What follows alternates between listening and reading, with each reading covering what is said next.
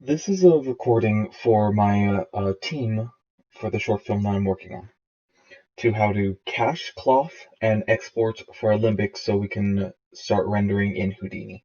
Okay, to begin with, as you can see, the son's cape and the father's tie look very strange.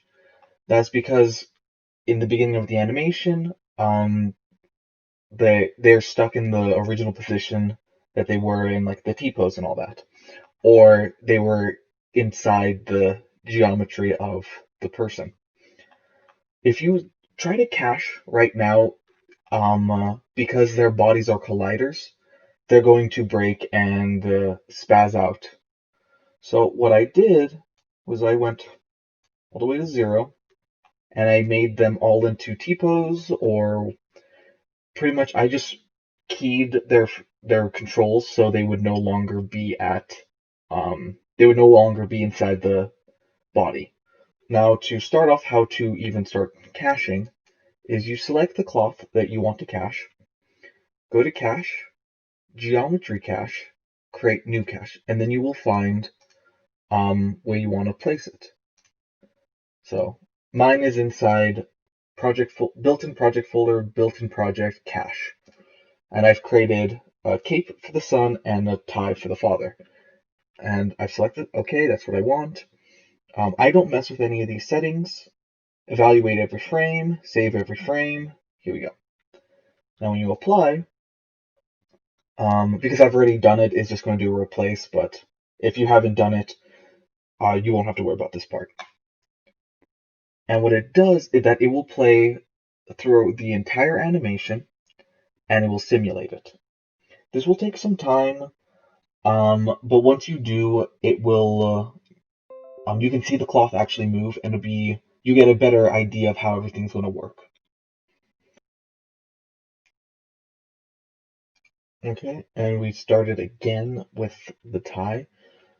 Quickly, the reason why I actually have a 15 frame buffer, also you can see that's what happens if the tie or cloth starts inside the geometry. But the reason why I start with 15 is because it gives it enough time to ease back into the actual animation.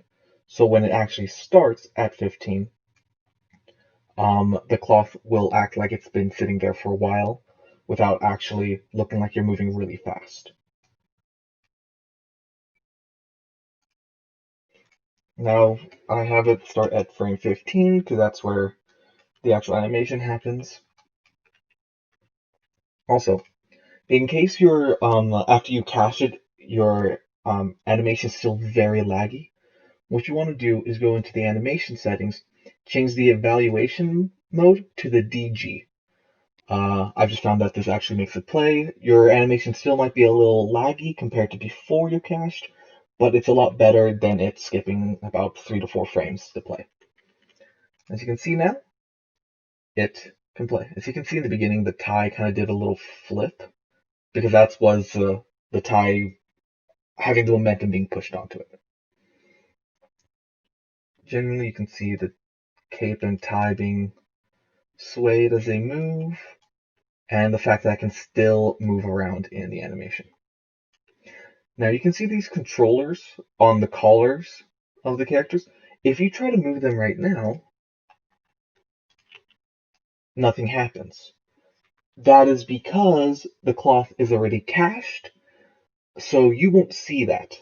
But if you, say, move that and then cache it again, then you will see the influence of those controls on the cape, the collar. Now to show how to export them through Alembic, so we can start doing textures and rendering in Houdini. Now to start off to show how to export for Alembic.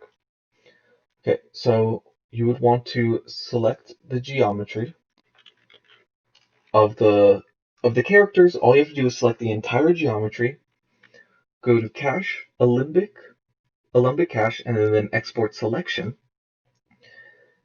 And then you want to either do start end, so you can pick from frame to what frame, or just time slider. So here it will actually cache scene from frame 15 all the way to, I believe that's 370.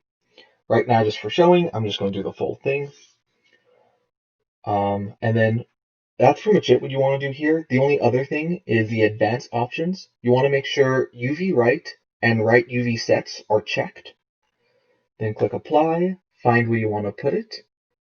Mine is inside the built-in project folder, cache Alembic.